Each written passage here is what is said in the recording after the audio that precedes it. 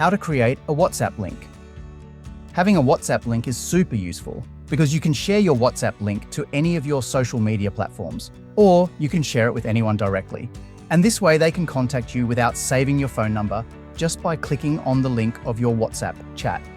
So first open your WhatsApp app and go to the chat you want to share your WhatsApp link with.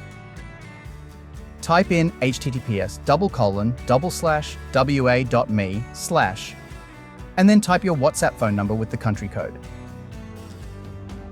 Now send it to the conversation.